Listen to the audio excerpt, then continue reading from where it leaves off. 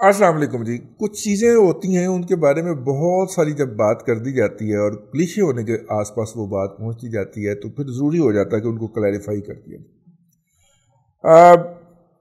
गुज़िश्ता साल जब मुल्क के अंदर कोरोना आया और हुकूमत ने मुख्तलिफ लोगों को बेनज़ीर इनकम सपोर्ट फ़ंड या एहसास प्रोग्राम के तहत कुछ रकूम दी, तो लाहौर हाई कोर्ट के कुछ वकला ने एक पटिशन फाइल की कि चूँकि अदालतें बंद हैं, वो जो एक लॉकडाउन भी हुआ था, अदालतें बंद हैं और उसके नतीजे के अंदर वकला जो हैं उनको प्रॉपरली केसेस नहीं मिल रहे या उनके केसेस की हेयरिंग नहीं हो रही, तो इसलिए वकला को भी सपोर्ट फंड दिया जाए।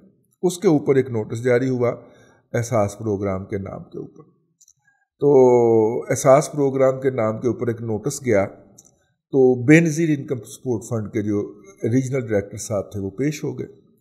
अच्छा, ये बात जो है ये हमें BISP से भी पता चली, लेकिन हमारे जो दोस्त हैं सईद चौधरी साहब जो कि अदालती मामलात के ऊपर बहुत ज़्यादा नज़र रखते हैं, उन्होंने भी बताया। तो दोनों साइड से कंफर्म हो गई, तो मैंने कहा कि इसके ऊपर एक इंटरेस्टिंग बात करते हैं, मज़े की बात। तो वो उन्होंने जनाब नोटिस जारी हो गया, तो बेनज़ीर इनकम सपोर्ट फंड के रीजनल डायरेक्टर साहब पेश हो गए। जज साहब ने कहा मैंने एहसास प्रोग्राम के लोगों को तलब किया है, आप कहाँ पे आ गए? तो रीजनल डायरेक्टर साहब ने बताया कि सर एहसास प्रोग्राम नामी कोई इनिशिएटिव जो है वो इस वक्त हुकूमत पाकिस्तान का एग्जिस्ट नहीं करता और हम ही हैं बुनियादी तौर पर। अच्छा, उसमें ज़ाहिर है कि एक तो ये है ना, ये जो हर मंथली स्टाइपेंड देना होता है गरीब को, डिज़र्विंग को, इसके अलावा गरीब और डिज़र्विंग को one time grant to start a new business जो था, ये भी हमने अप्रूव करवाया था। और अगर आपको वो इसके हवाले से मज़ीद तफसीलात दरकार हों तो डॉक्टर कैसर बंगाली साहब जो हैं, जो कि ऑथर हैं basically Benazir income support fund के, उन्होंने अपनी रिपोर्ट जो है, रिसर्च रिपोर्ट जो उन्होंने करके दी थी और जिस बुनियाद के ऊपर बेनज़ीर इनकम सपोर्ट फंड को कंस्ट्रक्ट किया गया था, खड़ा किया गया था, 2007 की उन्होंने रिसर्च रिपोर्ट जो तैयार करके दी थी। पाकिस्तान के रिनाउंड इकोनॉमिस्ट में उनका शुमार होता है, बहुत ज़्यादा क्रिटिक्स होते हैं वो चीज़ों के, तनकीद निगार होते हैं, ठीक है। तो डॉक्टर साहब ने अपनी रिपोर्ट भी शेयर कर दी। जब डॉक्टर साहब ने अपनी रिपोर्ट कल संडे वाले दिन शेयर की है परसों, तो मैंने कहा कि चलें हम भी थोड़ा सा उसमें हिस्सा डाल देते हैं। तो डॉक्टर साहब के रिसर्च रिपोर्ट की बुनियाद के ऊपर बेनज़ीर इनकम सपोर्ट फंड का इजरा हुआ था। एक तो ये था कि जो बहुत ज़्यादा गरीब लोग हैं जिनकी इनकम कम है और उस फैमिली की ख़वातीन को सपोर्ट किया जाए और उनके नाम के ऊपर एक टोकन सा स्मॉल सी अमाउंट जो है वो मंथली बुनियादों के ऊपर, जिसकी डिलीवरी जो है वो 6 महीने या क्वार्टर की बुनियाद के ऊपर होगी, जिसकी डिसबर्समेंट उनको वो शुरू कर दी जाए। ओके, लेकिन उसके साथ साथ जो लोग कुछ छोटा मोटा काम करना चाहते हैं उनके लिए कुछ रकम का बंदोबस्त किया जाए। जरदारी साहब ने मुझे याद है इस हवाले से मेरे ख्याल 1 लाख से 5 लाख रुपए तक की रकम जो थी वो डिसबर्स की थी, लेकिन की उन्होंने 2010-11 में आके थी और वो एक इलेक्शन स्टंट बन गया कि जनाब वो इलेक्शन के लिए कर रहे हैं, लेकिन बेसिकली ये उसका BISP का हिस्सा था।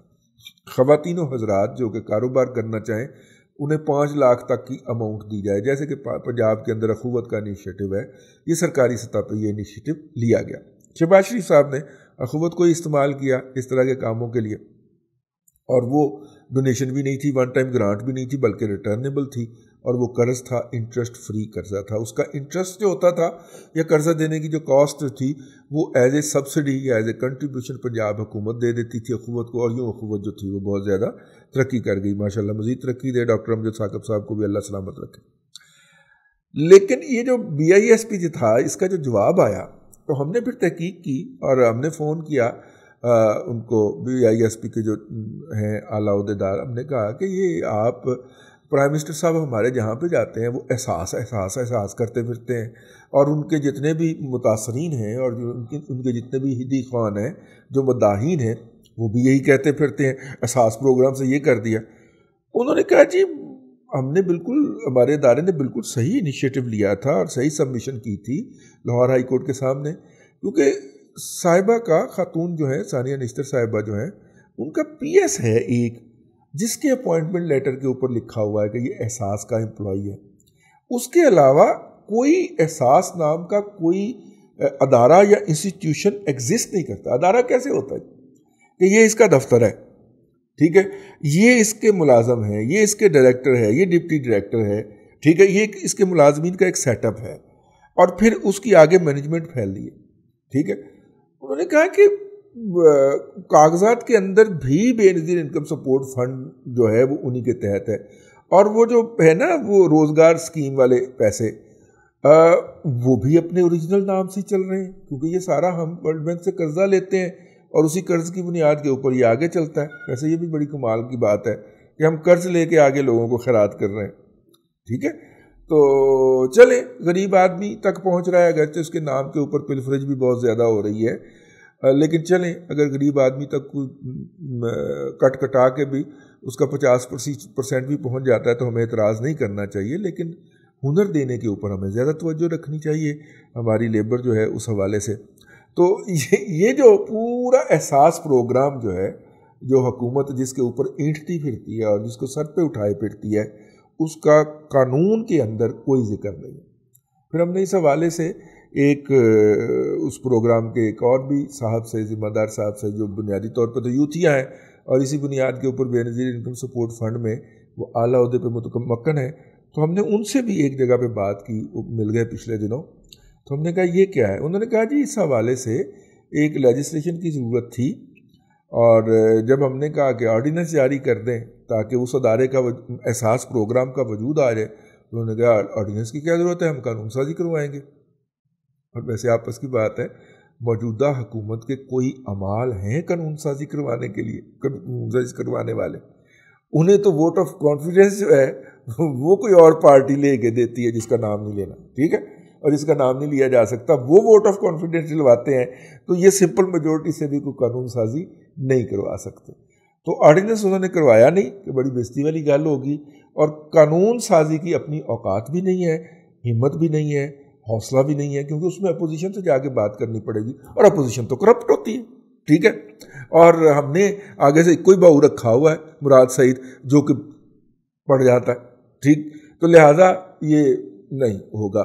تو یہ بھی ایک سکینڈل ہے جی, جس طرح کے سی پیک اتھارٹی بھی ایک سکینڈل ہے نا. اس کا جو آرڈیننس آیا تھا وہ لیپس کر چکا, سوری وہ اس کا جو قانون پاس ہوا ہے قومی اسمبلی سے وہ سینٹ سے اپروو نہیں ہوا, ٹھیک ہے.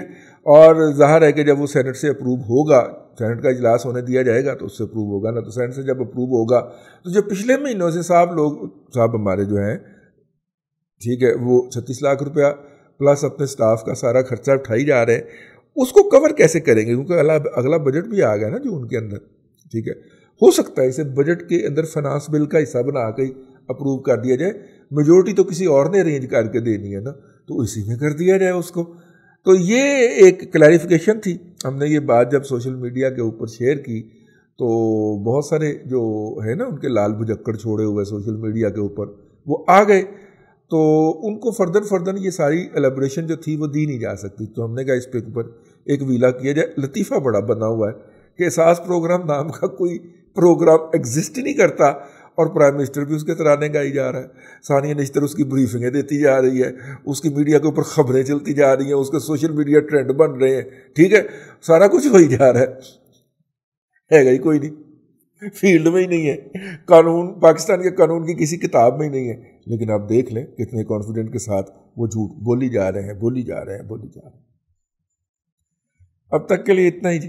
اللہ آپ کو آسانیاں عطا کرے اور آسانیاں خلق خدا میں تقسیم کرنے کی توفیق عطا کرے.